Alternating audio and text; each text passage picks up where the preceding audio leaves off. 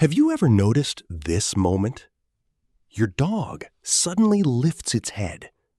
No sound, no movement. Just something changed. And then, just a few minutes later, it's already waiting at the door. Like it knew. But not in the way you think. Your dog isn't guessing. And it's not just waiting randomly. What's really happening is that its body is slowly pinpointing the exact moment you're about to come home. Not through thought, but through tiny signals that you can't even see. While you're away, your scent is still there. But little by little, it's changing. And at a certain point, something inside your dog begins to react. And those signals don't just come from the environment. They begin inside your dog's body. Just like you, their body runs on a rhythm that repeats every day. In the morning, everything feels clearer, more alert. Midday, that rhythm slows down. And as the afternoon comes, a very subtle shift begins. Not strong enough for you to notice, but enough for their body to feel. No learning required, no thinking involved. Just a response. A response to the time of day.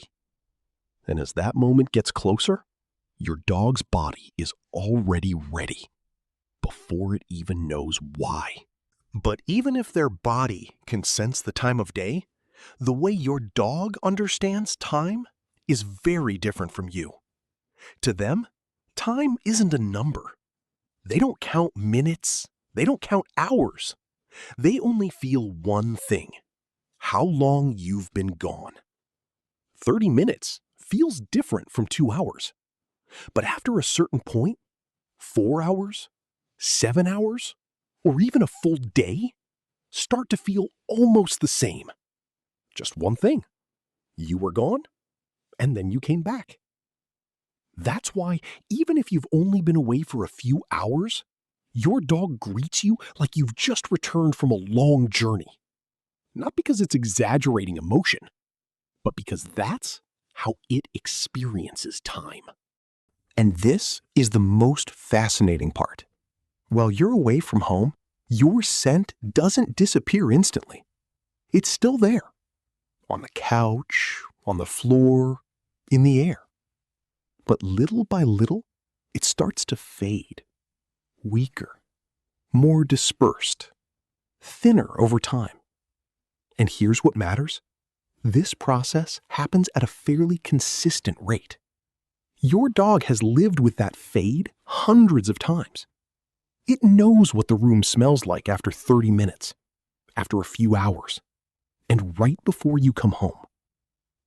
Just like you can feel the afternoon without looking at a clock, your dog is reading time through your scent.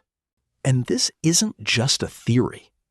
In a simple experiment, the dog's owner left the house as usual. But in the middle of the afternoon, a research team came back.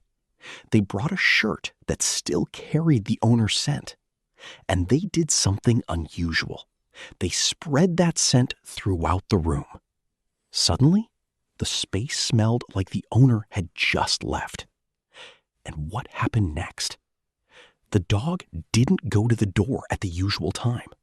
It slowed down, more hesitant, as if time had just been pushed backward.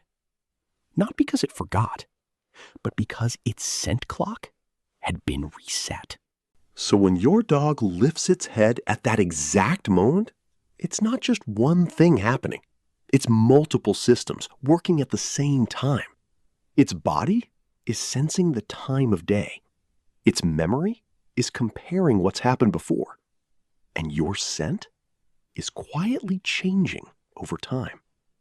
3 different signals, all pointing to the same moment. And when they align, the response appears almost instantly.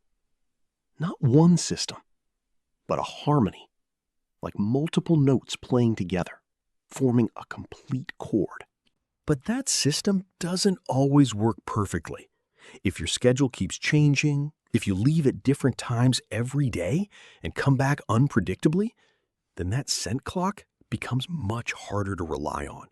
Not because your dog is less aware, but because there's no stable rhythm for it to learn. And when that happens, they switch to something else. They listen. The familiar sound of your car, footsteps outside the door, tiny sounds you wouldn't even notice. Instead of predicting ahead, they wait for the final moment. Not less capable, just using a different way to find you. And maybe this is the part that matters most. Your dog isn't really measuring time. It doesn't know 4 o'clock or 5. It doesn't care about numbers. What it feels is just one thing: your absence. You leave, and its world changes. The space feels different. Everything gets quieter. And as each moment passes, it's not time. It's distance between it and you. Until that distance ends and you come back. There was once a dog that made many people believe it had psychic abilities. Every afternoon, it would go to the window at the exact moment its owner started heading home. No matter what time she left, it would still show up almost perfectly. Some people believed it could read her mind. But in reality, that wasn't it. What was happening wasn't magic. It was a system too complex for us to notice. Scent, biology, memory, all working together with such precision that it looks like magic. So when your dog lifts its head at that exact moment, it's not guessing, not luck, and not a random reaction. What's happening is far more precise. Your dog is reading the signals around it, from its body, from the space, from your absence. Not just one signal, but an entire system. And when everything aligns, it doesn't need to think. Because in that moment, it's not just receiving signals. It is the instrument, tuned to you. Not magic, just a subtle system that your dog has learned to listen to. This week, try to notice one thing, the smallest moment right before your dog goes to the door. An ear twitch, a subtle shift in posture. Do you catch that signal? Tell me in the comments what your dog does right before it starts waiting for you.